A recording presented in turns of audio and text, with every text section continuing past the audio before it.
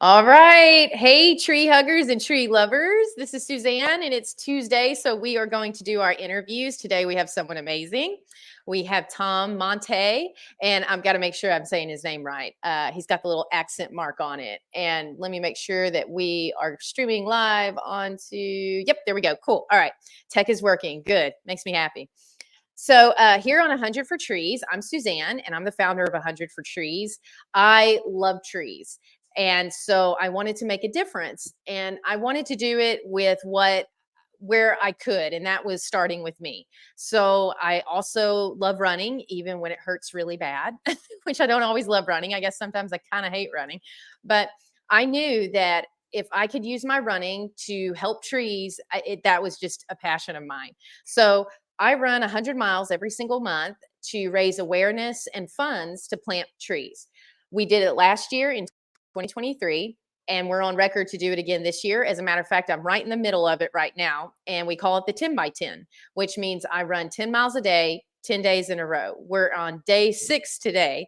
So I've actually only done 3 miles, and then we had to jump in here so we can do the interview, and then I'll finish the rest of it later on today. But I'm super excited because we got ultra runner Tom here today. I found him on Instagram. He had some really cool things that he had posted. I'm a big Tim Ferriss fan, and I don't usually see people posting about Tim Ferriss, especially other ultra runners. And so I saw that he had a Tim Ferriss post in there. I'm like, whoa, that's pretty cool. And then I dove in and liked a bunch of his stuff. And he had a lot of really good things to say. And he's not just spotlighting himself, he's spotlighting other people like that he meets in these runs and as he runs these ultras.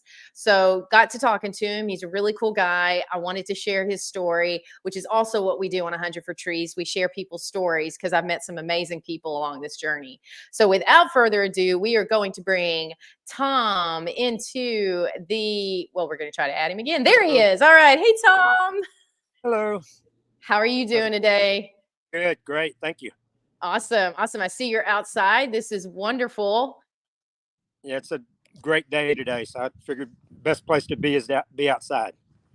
And you know what, y'all? Whenever I spoke to him the other day, I think the word outdoors came up multiple times. Obviously, he's an ultra runner. He loves being outside, but, and I'll let him tell his own story, but he kept talking about the outdoors and how it has influenced him and how good he feels in nature. And so I'll step back here and let you kind of explain your story. So, Tom, oh, did I say your last name correctly, by the way? Is it Monte? Some people call me Monty, but it's Monte. It's French. Yes, it is. Bien sûr. Yeah. I love it. Okay, cool. Well, that'll be a whole nother conversation later Yeah. on. I should have talked to you about that.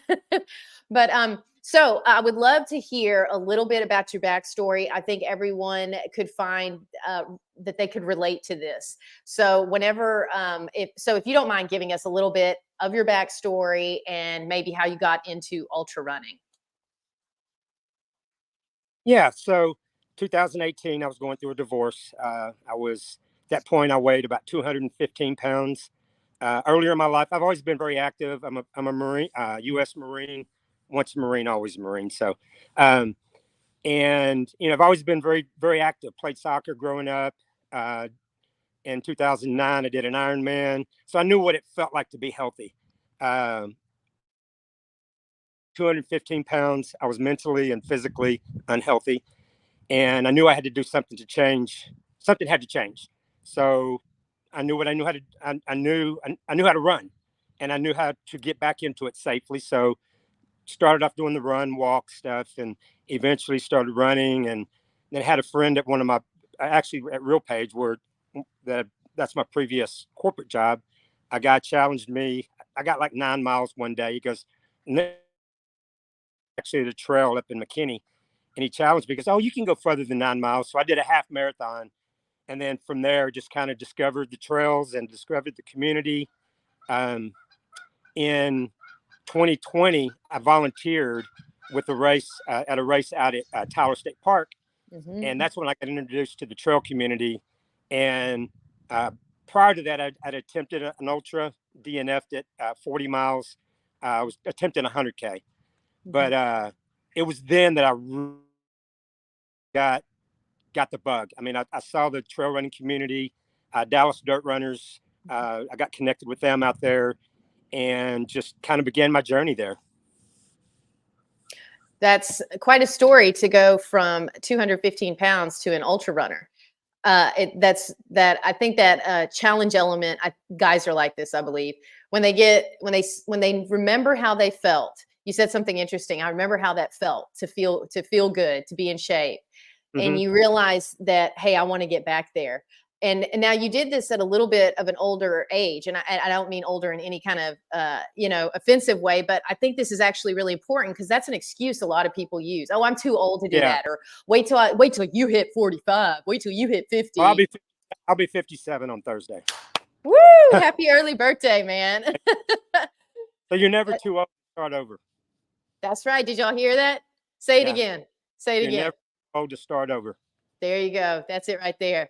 Kind of where my life is right now. Not right now. I mean, when I got laid off in 2021, I was much healthier mentally than I had. That happened in 2018. Who knows where it would have. But I was much healthier physically and mentally, and it was just through a turn of events. I ended up where I am today. I'm working for Trailhead Running Supply. I also work with Blaze Trails. I do a lot of volunteering out at these races. And like I mentioned previously on our initial call, was I found my tribe, and the support that I find in this community is beyond anything I can imagine. It's a mental community. Everybody supports one another, and you're on the trails. You're out of the city. The trails are much gentler on your body, as you do get older. It gets harder. Yes. But I don't feel I'm 57, but I don't feel 57. I feel like I'm in my 30s. I feel the best I've felt in my life. Oh, I love that story. You were mentioning about the ultra community. I felt the same way whenever I ran my first ultra. I didn't just fall in love with the event or completing it, because you feel great after you do something you don't think you could ever have done, and Right. that's where I was, at least. And then not only do you do that, but the bonus and the surprise is the incredible support that is there. I mean, people in the ultra community, I don't think I ever hear them say, like, what was your time? What was your time? No one cares about your time. They're just like, finish, you got this. Come on. Can I help you with anything? They're just so supportive, truly supportive. And so Absolutely. I love that here you are talking about changing your life, following your passion, and yet you're talking about the word serving at the same time. You use the word volunteer. So you've already gotten into this. I want to give back. I want to give back. Tell us a little bit about following your passion and how that has played out. It's so when I discovered trail running in back in 2019, 2020, I fell in love with trail running. And then the layoff eventually happened, and I realized, and I mentioned to you in our previous conversation that I needed to find something to make to make a living. So I was driving around the country. I thought I loved that. I was out by myself driving around the country, seeing some beautiful places. But then I realized something was missing, and it was that community. And so I come back here, actually, to Trailhead's grand opening in 2021, 2022, whenever it was. And I realized this is what I missed, community, because a lot of the people from the community were there. And so I ended up, talking to a friend of mine who's one of the managers, and ended up interviewing, and since then, everything has just kind of fallen in place. I mean, I got the job at Trailhead. I was doing Uber Eats and DoorDash to kind of help supplement my income. At one point, I had reached out, actually right after my layoff, reached out to Blaze Trails. So I got the shirt on, got Trailhead on. And at that time, Blaze Trails didn't have a need for any extra help. Well, through this process of, just being involved with Blaze Trails, volunteering, going to their races, eventually an opportunity opened up. And so recently I was hired on part-time there. So, as I said, the stars have aligned, and I'm in my place. This is perfect. Okay, I'm going to come back to that quote that you had by Tim Ferriss because I love that quote. I don't know if you Yeah. remember the post, but Tim Ferriss has some sort of quote. I'm going to paraphrase. He says, "Someday is a word that will carry your dreams to the grave. You know, the stars will never Yes. align. The lights of life are not all going to be green, and then all of a sudden it's like, go do your thing." And so, regardless, like you know, you were saying how I got laid off in my corporate job. I still had to make money. So things were not aligned, but you were feeling this passion of this feels good to be like this, to pursue this. And Right. isn't it so interesting, y'all, how he walked in his passion, not knowing the how. He didn't know the how, he just knew the why. So as you knew the why, you just started going, and the what. And you started going. And Right. then look, you said everything just started lining up. All of a sudden, you know, you have multiple jobs now, people wanting you Right. to be around there in a community that wants you also. Yeah. And it's it's just one of those that you have to put yourself out there. I'm out there. I'm all over social media. I have conversations with strangers, and that's when things start to happen. And I've been laid off previously, and at the previous layoff, I didn't have a network. I didn't know anybody.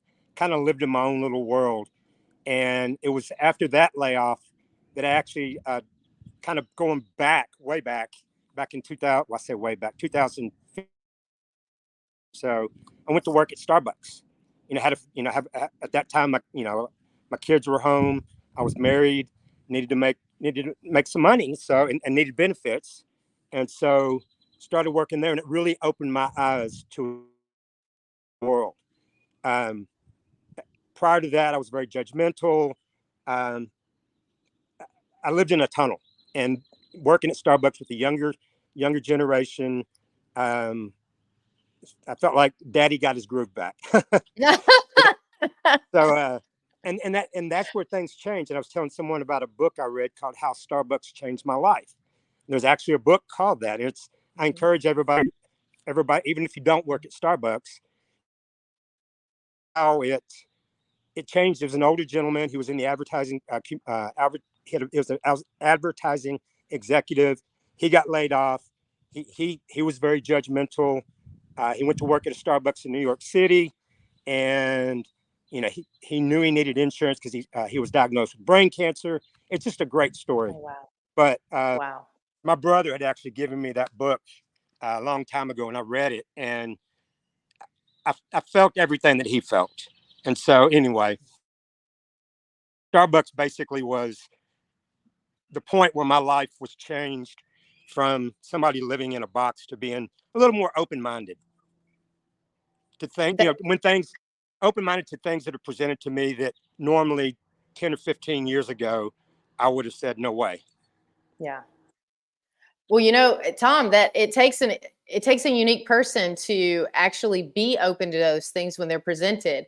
I know even within my own life, I can look back and say, well, somebody probably tried to tell me, tried to warn me, tried to, educate me. And so it takes a unique person to actually be placed in the situation and then to be open to whatever information is going to come. So you've already said, just in the short conversation we've had, you've already shown us several times in your life that you were willing to be open to hear the change, to Yeah. let yourself be the catalyst for this new trajectory.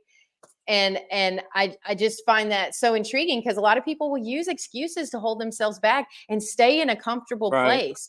I know people who've been in the same job for years and years and years, no, there's nothing wrong with that, but they're miserable. A lot of them are, and they just continuously talk negatively. And I'm thinking, I wonder where they'd be if they were in passion instead of in Right. their job, their job. You know, and Yep. so this is so interesting. What would you say to that person right now who is like, I want to pursue my passion like Tom, but and Yeah. insert excuse? Just out there. I mean, practice your trade, or whatever your passion is. I mean, things just didn't happen for me. I mean, it was interesting how things fell into place. The idea that I went to the grand opening and something just clicked at that moment. for me, it wasn't something where I quit my job. For me, it was I got laid off, but then I had to be creative and do the things, like for instance, whenever before I got the additional job, Blaze Trails, I was working at Trailhead. I was working multiple jobs, doing whatever I do. And I also I'm doing some contract work on the side with another friend of mine that I met in the trail running community. So there's things you can do. You don't have to stay where you're at. If you're miserable, continue. I don't suggest you quit your job one day, especially if you got family and things, people to take care of. In my situation, my my kids are out of the house. I'm single, so I'm renting a room from a friend of mine at his house. So kind of a non-traditional. Somebody my age should be, maybe having their own house and all that kind of stuff. But and that kind of goes along with there's a quote I posted about quit listening to the false narratives being whispered to you. The world has told you you're supposed to be a certain way, supposed to do a certain thing, and we listen to that. Oh, I'll be so embarrassed. Oh, it's isn't that embarrassing? Renting a room from another friend of yours, and it's not. It's because of this that I'm able to do the things that I'm able to do. Be open to those opportunities. And again, obviously, if you've got responsibilities, I'm not saying quit paying your bills and you know that type of stuff, but things you put yourself out there to happen and that are supposed to happen. Absolutely. Yes, you're right. You put yourself out there for things to happen. Going back to Tim Ferriss real quick, he has a quote where if you don't need all those things, he even has a whole chapter in the 4 Hour Work Week of like, if you don't need it, sell it. If it's Yeah. not, and he even talked about his struggle. He said throwing out clothes and giving away clothes that he wasn't using anymore was like picking which child he had to save, So he was very attached to material things and had to walk through that process himself. So I think Yeah. we actually had a guest on last week, Kevin Sylvie. He sold his home and has this really cool tricked out like truck with this camping thing he created, and Yeah. he goes around and he lives outdoors. And so now he's in a similar spot in his life. He had kids and raised them, and so I understand where you're coming from with that as well.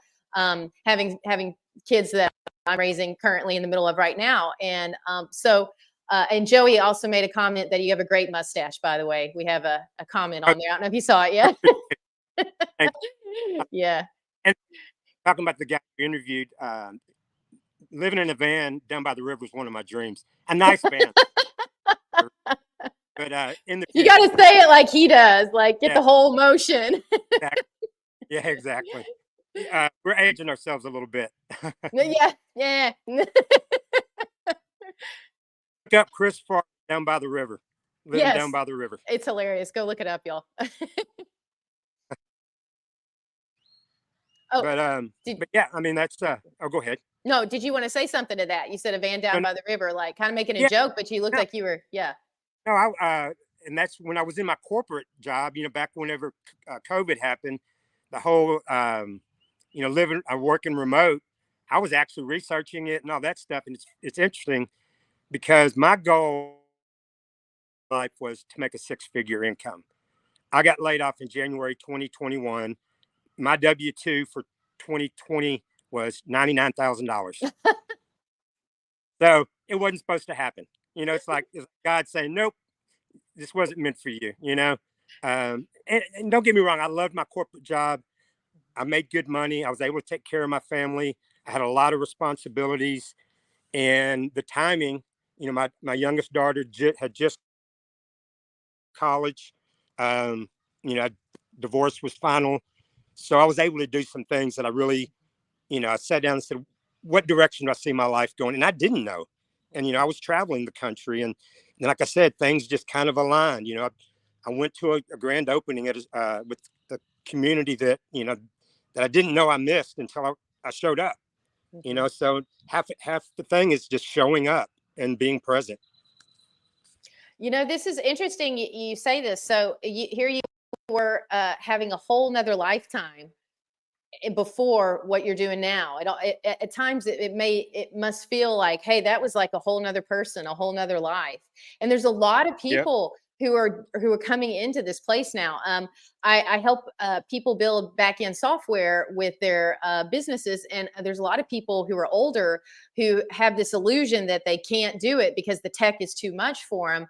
But Right. yet here they are in this second part of their life where they can do whatever they want. And all of a sudden they're thinking, what do I want to do? And then they're building this business based around this passion that they have that they were never able to pursue before. And now they have an Right. opportunity to do this. And that sounds very similar to what you're saying. You had this one lifetime, you did all these things this way, but now there's this second part where Tom gets to think about what Tom wants. Now what does Tom want? Right. It's like the world is going, so Right. what do you want, Tom? Yeah. I'm put it this way, I'm where I want to be in the community I want to be, doing what I want to do. And it's awesome to be able to where my hobby, which is running, is aligned with my career. I mean, I don't even call it work. I mean, I get to go to work and talk about running with customers and people that come in. And that's the other thing is, it's not just about ultra running. It's about getting out on the trail, Right. doing 5K, 10K, walking. A lot of people go out and hike these runs because the cutoffs are so long because you've got the longer distances. Yeah. Just come out and enjoy the trail. And, I tell people, if you're not sure, volunteer. Yeah. I mean, you get front row seat and seeing this, and you play a role in helping people accomplish their goals. And it's and there's a at the store we have a jar. It's called the Just and Only jar. Somebody comes in and says, well, I just ran a mile, or I only did this, you owe us $1, because you don't say just, say only, because it's not just and only. You got out and you did something and you moved your body, and that's all that counts. Absolutely. I love that you said that. When people ask me, do I run? A lot of times I just say, yes, that's all I say. I don't say anything about the ultra running. I've noticed when you say ultra running and they begin to understand what it is, there's a separation that happens sometimes. Like, oh, you're this person out here who does that thing I could never do, which I've said to myself. And that's not what it's about. You're exactly right. The idea is to move to you've been using the word community. I love that. There's so much bonding. You're out in nature. It's beautiful. There's actually a journey that happens that's a gift to each of us when we go out there, if we choose to walk in that or run in that. How do you feel whenever you run an ultra? What happens to you as you run that ultra? Well, there are times I want to give up and it hurts. Yeah. It's my thing is just every day, or not every day, when I do these ultras, it's about pushing myself further than I thought I could. I've had 400-mile attempts.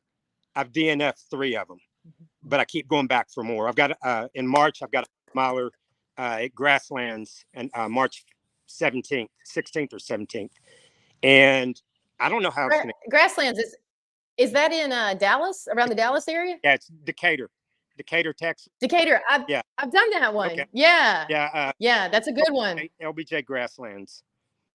Yes. Yeah, that's a good one. Someday I would like to do, one of the 200+ milers. Either the Cocodona 250 or Leadville's on my wish list. So just taking it one race at a time. And that's not, my sweet spot seems to be the 100-kilometer distance. But so we'll see how it goes. I mean, the weather, I say if the weather's nice, but you go with what you get. Yes.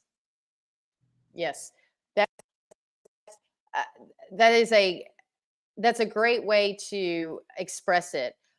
What you put into it is what you're going to get out of it. Right. I think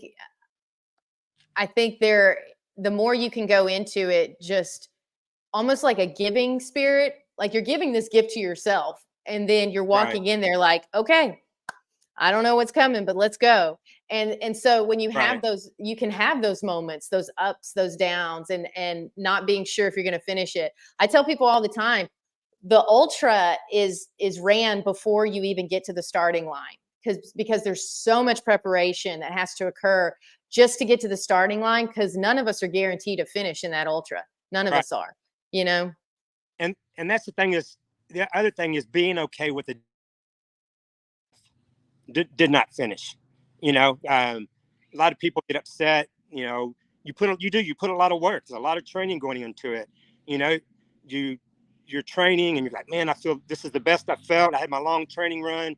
My nutrition is on point, and something happens. You know, I mean, there's and that's the other thing I love about the longer distances or any distance really is it's problem solving along the way. Especially the longer you go, it's oh crud, my feet problems. Now what do I do? Okay, I need to change my socks, my shoes. My stomach is messed up. Oh, maybe I need to, start need to change my diet. Change what I'm eating or whatever it may be. It's just a matter of problem solving. Oh, the rain comes. Oh, I wasn't prepared for the rain. So it's kind of a I guess a euphemism of life. You're just along the way, things are thrown at you, and you just got to be prepared for it. Absolutely. That's a great way to say it. I ran, like I said earlier, we run 100 miles and 100 for trees. We run 100 miles every month. Well, in December of last year, I decided to attempt it in one day, and I did the Daytona 100. So, Oh, like you were saying, I went into it and I was like, I don't know if I can do this. I mean, I see it in my head, right. but I mean, every 100 miler to me is like, oh, okay. And and you're right, that 100K is kind of a sweet spot. I like the 100Ks Yeah. too. So in this race, I was crewed by my Joey, and so Joey crewed me, and he would say, "What do you need?" And Tom, it was so interesting. Half the time, I had no idea. I was like, "Can you just throw some stuff out, and I'll try to put it together?" But I know one of the things is going to be peanut butter sandwiches. So he had peanut butter sandwiches all lined up like the There you whole go. time. So you just figure it out as you go, and you problem solve. Right. And then you have that's it. And if you don't have a crew, there's people there that are going to support you and help you and get you where you need to go. And Yes. that's just like in life. You surround your people. You know, you find your tribe, and anything's possible. That's right. Oh, this is some great words of wisdom. So we were talking about it being a euphemism for life. I use the term metaphor a lot. Yeah. I think you're doing a great job of comparing those two. And you're right. You don't always have a crew. When I had Joey this time, that was the first time I ever had a crew. I would highly recommend it, y'all.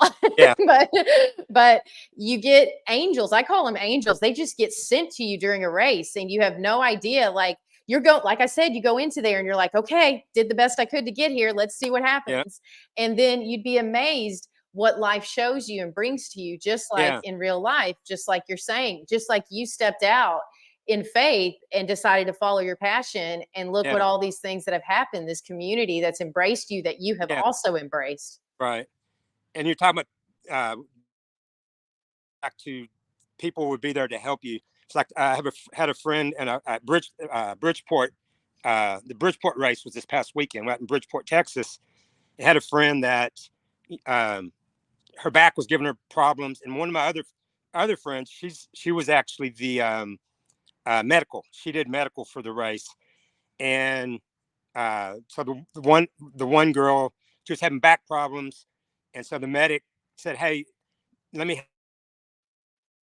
I guess she did some KT tape along her back." She goes, "Now I hope you don't mind showing the world your butt," because she had to pull her pants down a little bit. But KT tape. Well, the girl that was helped, posted them on Instagram. Hey, my trail angel Michelle was there to help me and got me through the race. And so, if you allow people to help you Mhm. to get where you need to go, whether it's a trail race or in life, there are people there that are willing to help. And sometimes it's a matter of reaching out and also building that community and being a part of a community. And so that's the other thing is encouraging people to, especially during the pandemic when people were just, inside, holed up inside. you can still go outside, but I think we just hearing the narrative, oh, you got to stay inside. It's dangerous out there. It's dangerous out there. But, my thing was you can still go walk in the park. I mean, you don't need to be dangerous. It's probably more dangerous being in your house to your health mentally and physically than it is to be out in the park when there's a pandemic going on. True. But that's a whole nother story. Yeah, that's a yes. We can dive down there sometime. Yeah. Well, Tom, this has been great. You've just been dropping some really good one-liners and thoughts on here, especially when talking about metaphor of life. Real quick, I just want to mention you said something earlier, and you brought it kind of back around to that again. Showing up and putting yourself out there. It takes a lot of courage. A lot of people are afraid to do that, and so I want to thank you for putting yourself out there for yourself first, and then being able look at all the people you're able to help now and to benefit. Yeah. And do you want to say anything to that real quick? As far as being out there, some people may think I'm a little extra. I just say no, they're just basic. Yeah. I got that. I think I got that from my youngest daughter. But anyway, yeah, I'm not extra. They're just basic. I like that. We'll let everyone sit on that for a minute. Yeah, exactly. Well, at the end of the interview, I always ask everyone, even though I forgot the last two people that I interviewed, I'm still waiting to hear back answers from them. But here on 100 for Trees, where we love trees and nature, if you were to be a tree, Tom, what kind of tree would you be and why? I did my homework and I looked it up. I was like, I like the bonsai tree. Mm-hmm. So I Googled it and there's actually, first thing it said is what's so special about a bonsai? And I'm just going to read this because I couldn't say. It represents the idea of a perfect balance between nature and art, representing how people can attain peace within themselves. As bonsai trees are kept small through very careful pruning, they represent a lifelong commitment of patience and dedication to a task. Wow. So bonsai. And now I'm at to buy a bonsai. Yeah. I've always seen them, and now that I found this, I'm like, I'm gonna have a bonsai, and that's gonna be one of my because they require a lot of care. Yeah. So anyway, that's so it looks like I'll be buying a bonsai. Well, you got to send us pictures and we can post them as you are pruning this bonsai and what you're learning from it, so we can educate our audience too. Exactly. Well, Tom, thank you so much for taking some time here and to share with us your journey, your story. I've been popping up here where people can find you. You've got Tom's. They can obviously find you on Trailhead and Blaze Trail. Sorry. Yeah, those are Trailhead is the store I work at. We Trailhead specializes in trail running, but we're finding that we also have a big community on the road or pavement runners or whatever, and that's my primary work. And then I also do work with Blaze Trails. So FW area got Blaze Trails, Blaze Trails running. You can find them online if you want to do any local races, or just we like to call them events. I mean, a race can be intimidating. Mm-hmm. And then as far as running gear, I mean, we're a run specialty store. We're full service. We come in, we size up your feet. We'll put the shoes on your feet. We'll tie them up. So we do everything. And then the biggest thing we do is we just encourage people to get out and enjoy the outdoors, whether it's on the trail. That you've truly built a life around that. He's also got Tom's Health and Inspiration Hub on Facebook, y'all. You want to go check him out? Got the link. Yeah, I'm curating a lot of other people's material. I find stuff I enjoy. I make comments on it. I'm also a predominantly plant-based athlete. I'm not 100% plant-based. After a good run, I may go out and enjoy a good hamburger or something. Don't shoot me. But and I post, I just try to help people live a healthy lifestyle, whether it's for physical and mental. The physical health is tied to your mental health. Yes. Yeah. Absolutely. And y'all can also find him on Instagram there at TG Monte, TGMONTE. That's actually where I found him. And so, yeah, go check him out, y'all. And so, Tom, I just want to thank you so much for coming on here. I appreciate your time, and we look forward I to seeing your appreciate you bonsai reaching out. team. Say again. I'm sorry. Yeah, awesome. I said, no, I appreciate you reaching out. That was like I think I'd mentioned to you, I've never had anybody reach out and ask me to be on their podcast. I thought, is this a joke, or is this some scammer, or somebody going to ask me for $1 million or something? But, I'm such a scammer. No, glad we connected. Oh, and we also actually in common, German, Bam, out of Thailand. Yes, German Garcia. Yeah. Yes, yeah, he's a trip. Yeah. Awesome guy. Yes, yes, he sure is. He sure is. He is a hell of a ultra runner too. Yeah, I've actually known him since high school. Okay. Yeah. Awesome. Yeah, he's a good dude. Awesome guy. All right. Well, thanks for having me on, and I'm glad we met, and we'll definitely stay connected and forward your journey, and we'll follow each other on socials. Awesome. Absolutely. Absolutely. We want to hear about this bonsai tree too. I will. I'll post it. I'll definitely get. Now I have to get one. Yes. Yes, you do. Right. Thanks so much, Tom. All right, y'all. Let me fix my little image here. Thank you all so much for being on here. So appreciate it. 100 for Trees, go check it out. www.100fortrees.com. If you would like to be interviewed, or if you know somebody who wants to be interviewed, you may have somebody in mind that you're like, oh, you got to talk to my friend. She's amazing. He's amazing. He's doing such cool things in the world. They have passion. Here's their story. So all of these stories matter. And we want to thank everyone who was on today. Thank you so much for joining us, being a part of this community and supporting it. It makes a huge difference because one person does make a difference.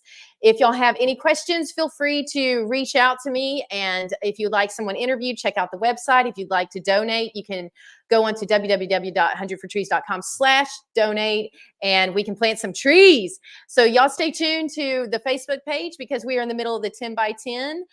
Stay posted because we're going to have more people on next week. We do this Tuesday live at 12 every single week. Thank y'all very much. I hope y'all have an awesome Tuesday. Go hug a tree. Thanks, y'all.